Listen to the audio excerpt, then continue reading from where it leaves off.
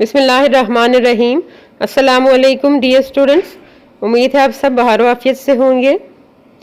آج ہم کتاب کاروان اردو جس کے مصنف ہیں پروفیسر علی اکبر، لیسن نمبر 6 پڑھتے ہیں، جس کا عنوان ہے بادشاہ کون۔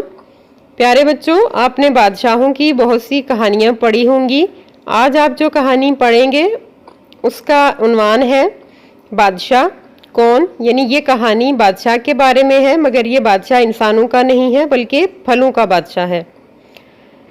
اس سبق میں مصنف مختلف پھلوں کو کردار بنا کر ہمیں ایک اہم پیغام دے رہے ہیں۔ وہ پیغام کیا ہے یہ ہم سٹوری کے اینڈ میں آپ کو بتائیں گے۔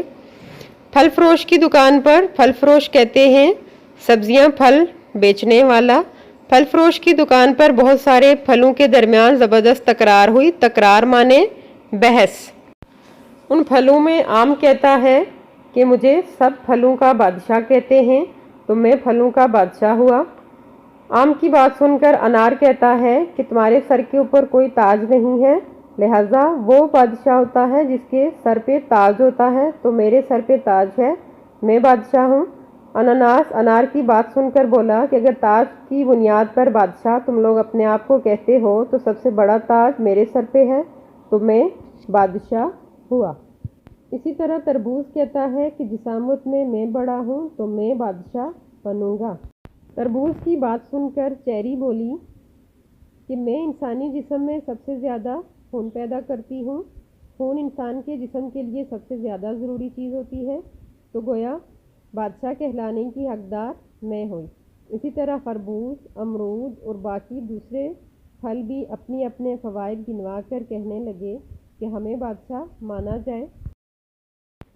سیب کہتا ہے کہ مجھے بادشاہ مانو، کیونکہ حکیموں اور طبیبوں جن سے پوچھا جائے وہ یہی کہتے ہیں کہ انسان کو دن میں ایک بار سیب کھانا چاہیے، اور جو دن میں ایک سیب کھاتا ہے وہ کبھی ڈاکٹر کے پاس نہیں جاتا۔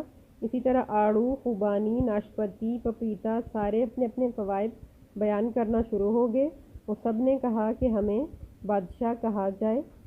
اسی طرح مصنف نے نہایت خوبصورت انداز میں ہمیں نہ صرف پھلوں کے فائدے بتائے بلکہ ہمیں سکھایا کہ ہمیں اللہ تعالیٰ کا شکر گزار ہونا چاہیے جو کہ سب سے بڑا بادشاہ ہے۔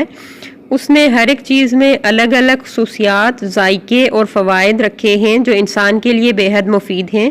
بس ہمیں انفرادی صلاحیتوں کو ایک دوسرے کی فلاح یعنی ایک دوسرے کو فائدہ پہنچانے کے لیے استعمال کرنا چاہیے۔